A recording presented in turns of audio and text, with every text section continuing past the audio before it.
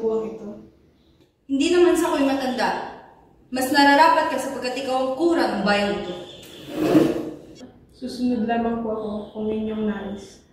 Hindi ko iniuutos at hindi ko iniuutos.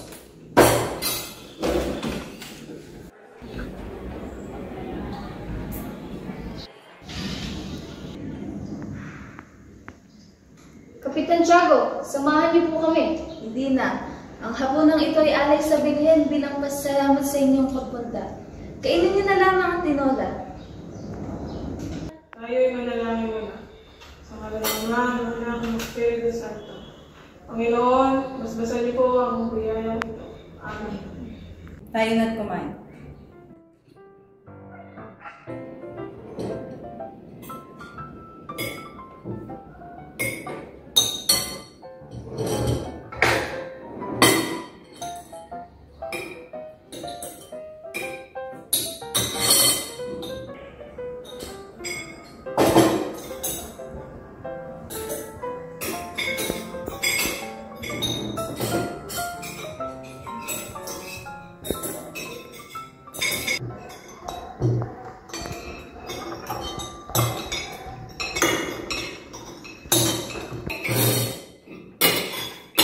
Ayos lang po ba kayo, Padre?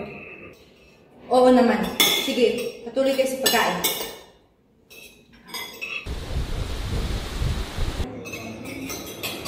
Ikaw din ang iba. Gaano ka nakatagal sa ibang bansa? Halos 7 taon na po. Baka naman nakakalimutan mo na ang ating bansang Pilipinas. Hindi po. Baka nga ang bayan ang nakalimot sa akin. Pero mahal ko pa rin ito. Anong ibig mo sabihin? Halos 1 taon na akong walang balita sa Pilipinas. Hindi ko alam ang nangyari sa ama ko. Saan ka ba nakapunta? Sa Inglaterra at Alemanya, natuto akong magsalita ng Ingles. Pero kakaunti lamang ang nagsasalita ng Kastila roon. Mukhang nagustuhan mo ang mga bansang iyon. Oo, wala pa rin hihigit sa sariling bayan. Yan lang bang natutunan mo? Sayang ang ginastos mo. Kahit bata alam yan. Patawad po, pero mukhang akala ni Padre Damaso na ako'y isang bata pa rin, nakasalo ng aking ama noon sa aming simpleng hapag.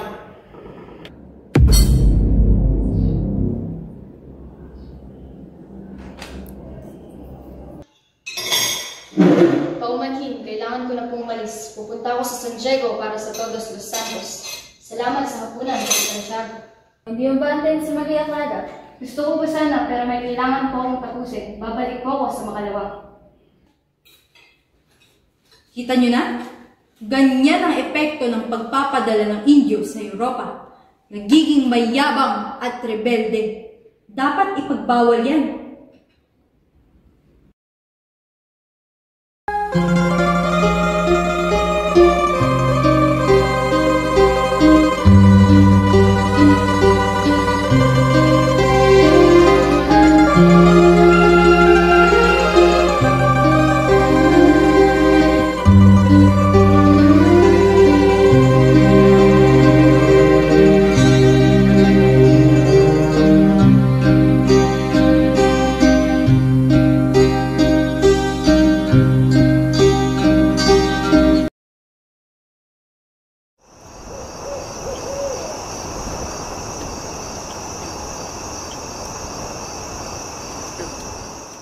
Ang kadiliman ay nakalatag na sa buong Santinakpan.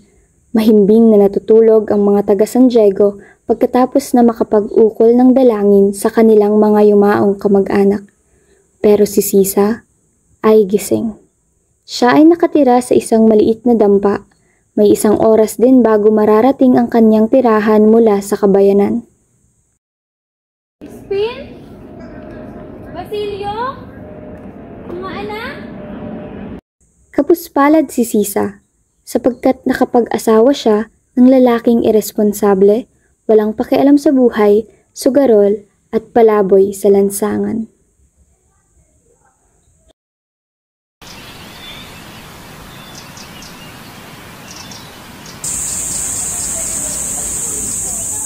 Sisa! Nasaan ka?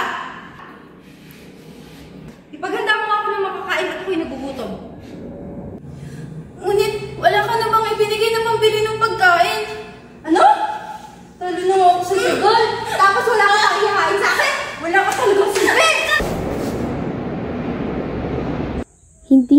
inaasikaso ang mga anak. Tanging si Sisa lamang ang kumakalinga kina Crispin at Basilio. Pabaya ang kanyang asawa at mapanakit, kaya naman nakakatikim ng sakit ng katawan si Sisa. Gayunpaman, para kay Sisa, ang kanyang asawa ay ang kanyang bathala at ang kanyang mga anak ay ang mga anghel. Nang gabing iyon, abala si Sisa sa pagdating ng kanyang mga anak. Mayroong tuyong tawilis at namitas ng kamatis sa kanilang bakuran. Nagsaing siya ng puting bigas na sadyang inani niya sa bukid at humingi ng mangilan-ilan na pagkain kay Piloso Potasio na siyang ihahain sa kanyang mga anak.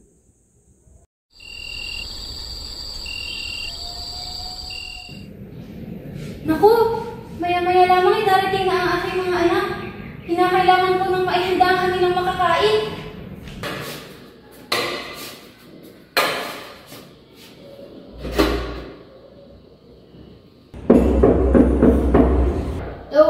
Tao po! Sisa! Sisa! Ginoong Piloso Potasio, narito na po pala kayo. Hali po kayo, tumali po kayo. Narito na pala yung hinihingi mong tapa ng baboy na mo at hita ng patong bundok. Naku, maraming salamat po. Tiyak na matutuwa ang aking mga anak.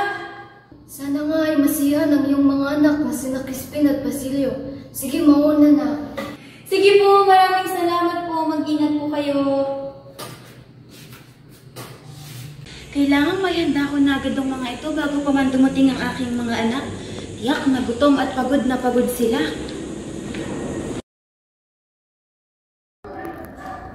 Oh! Ang dami ata natin pagkain ngayon. Tama-tama. Nagutom ako sa sabungan. Kuha mo ko ng pinggan at ako'y kakain. Maaari bang hintayin natin ang ating mga anak upang sabay-sabay tayong kumain? Ang daming satsat. Kukuha mo ako ng pinggan? O gusto mo na naman masaktan, ha? Ay! Ganyan dapat. Sumunod ka sa akin upang tayo magkasundo. Halika.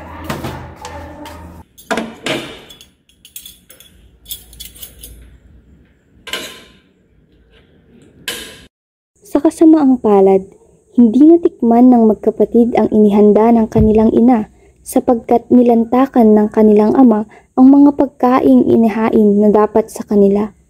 Nang mabusog ang asawa ni Sisa, ito ay muling umalis dala-dala ang sasabunging manok.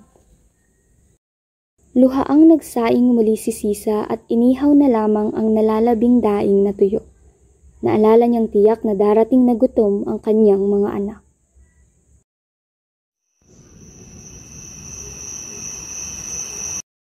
Hindi mapakali si Sisa sa paghihintay. Upang maaliw ang sarili, umawit siya ng ilang beses at saglit na tinigil ito.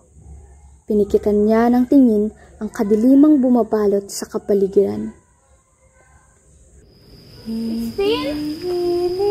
Basilio? Mga anak ko? Crispin? Crispin? Basilio? Saan na kaya ang aking mga anak? Ilalim na ng gabi ngunit hindi pa sila nakakabalik. Ano kaya ang nangyari sa kanila?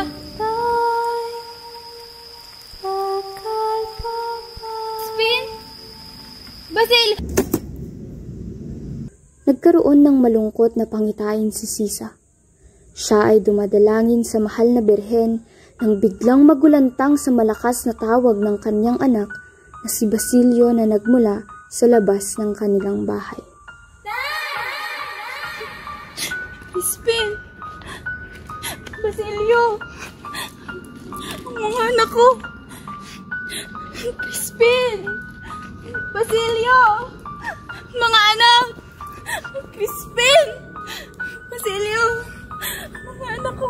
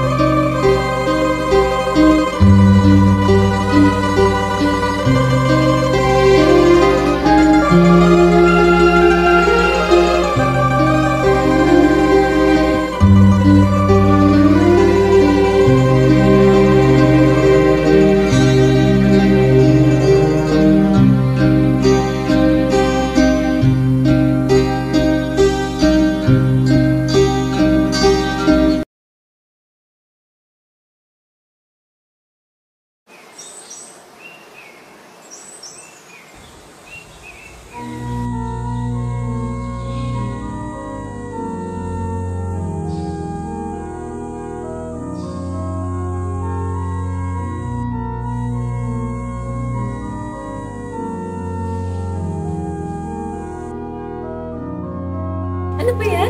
Napakasikip naman sa loob ng simbang ito. Bakit hindi man lang nila maisip na palakihin ng lupain ito? Magpunos, Billy ka nga. Kamunting place na lang at mag-umpisa lang, Liz. Hindi na nga ako makahiga dito. Ang ganina pa sila nagtutulakan. Tumigil na nga kayo. Isa ka pa eh.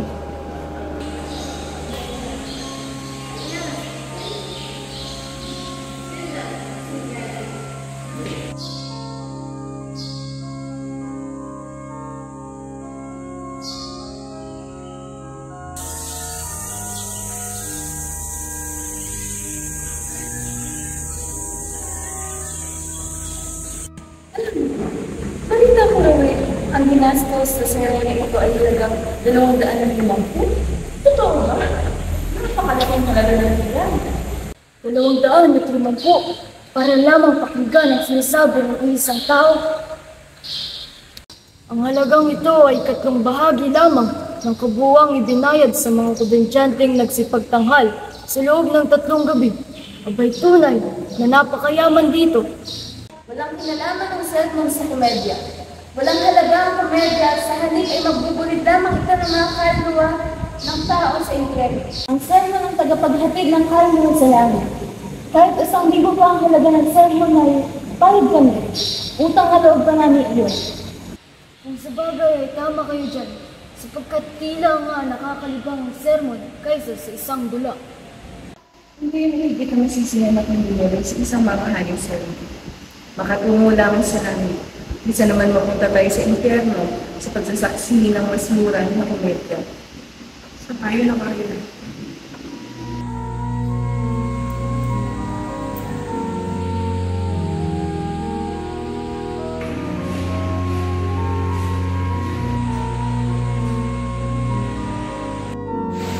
Maaari po bang tumayo ang lahat para sa panimula ng ating sermon?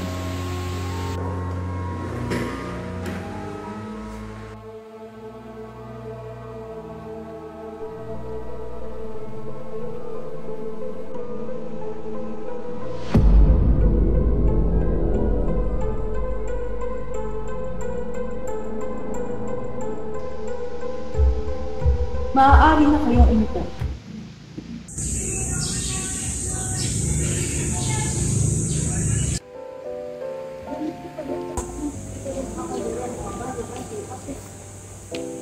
You'll never know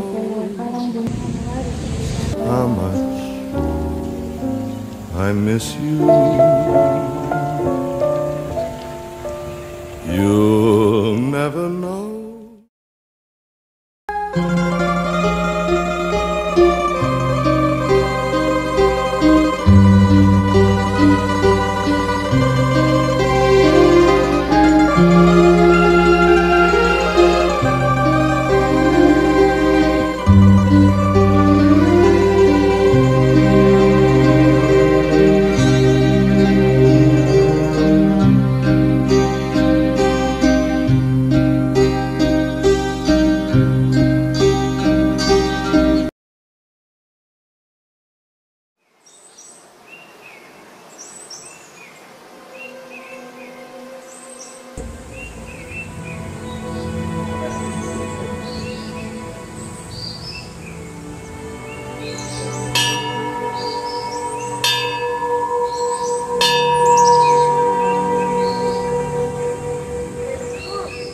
Nagpatuloy si Maria Clara sa pagpasok sa kumbento upang maging isang madre.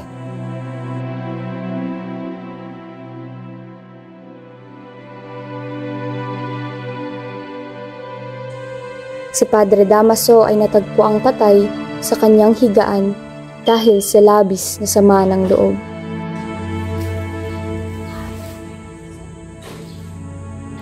Amiga, hindi kaya ito namata sa ultra prison?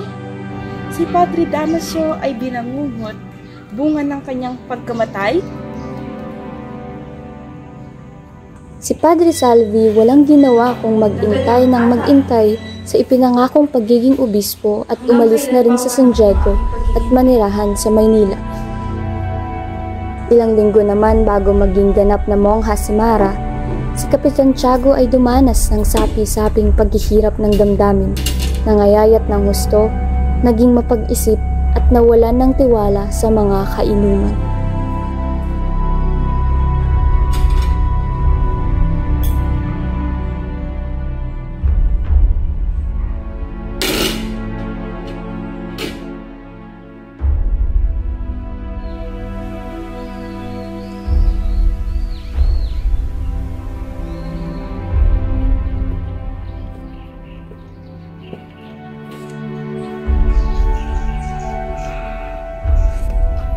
Isabel, manigahan ka na lamang muna sa Malabon o sa San Diego, sapagkat ninanais ko na lamang munang mabuhay ng mag-isa.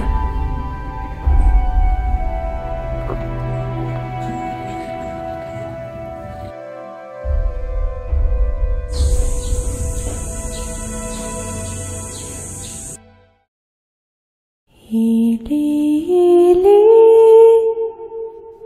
tulagan ay walat diri imoy nanay katutienday bakal papay hili-hili tulagan ay.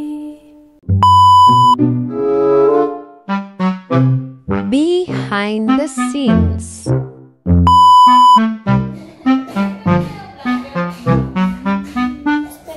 Pagod tayo ka rin.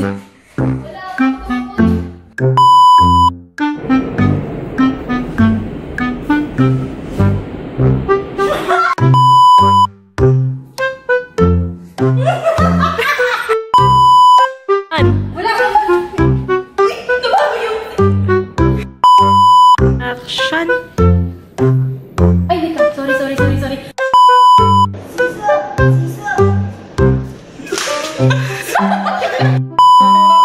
Action.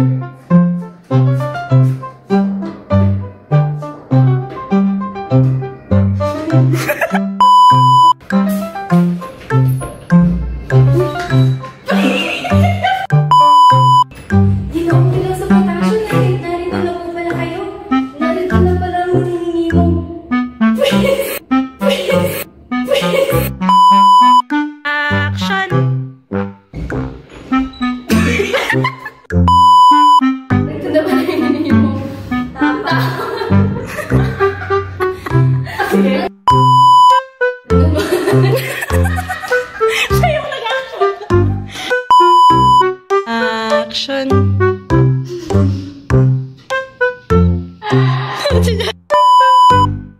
Action. Narito na pala yung hinihingi mong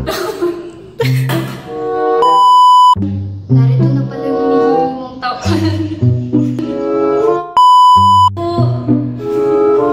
Sorry, Faye. Action. Action. Simulan na natin ang ako. Kayo na po pare. Okay, sa akin. Kayo na po to, Kapitan Tiago. Action. Hindi naman sa ako'y matanda. Action. Hindi ko iniutos. Hindi ko iniutos. Action. Ako'y mag-i-interview muna. Anong masasabi mo dahil tayo ay nagsushooting? Ang hirap pala maging pari. Yung ano mo, ayaw mo yung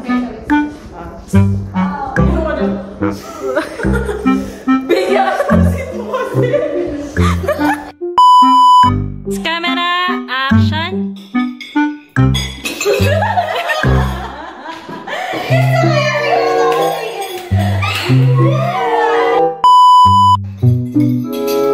Ikaw ganung iba.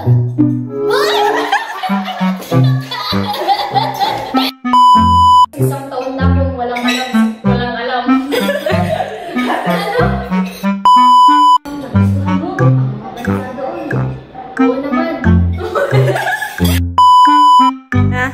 Action. Tawad po, pero Tawad po, pero mo. Papansin, kailangan ko na pong umalis. Pupunta ako sa San Diego para sa Los Todos. Dali na! Nakalimutan ko yung sa kanina. Sana, pero... Pero may kailangan akong tupusin. Babalik ko sa makalawa.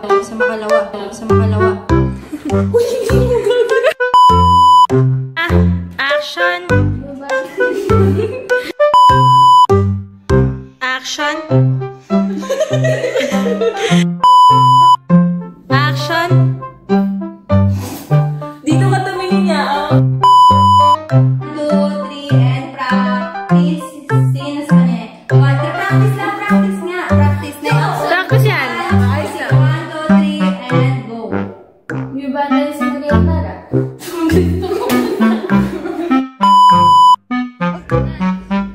Hoy! Baril ka! Basil! Anak!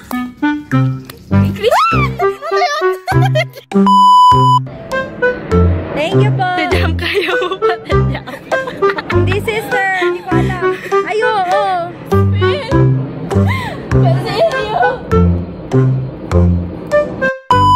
Yan.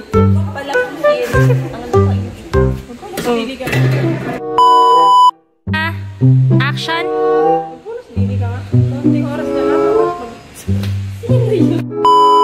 Action!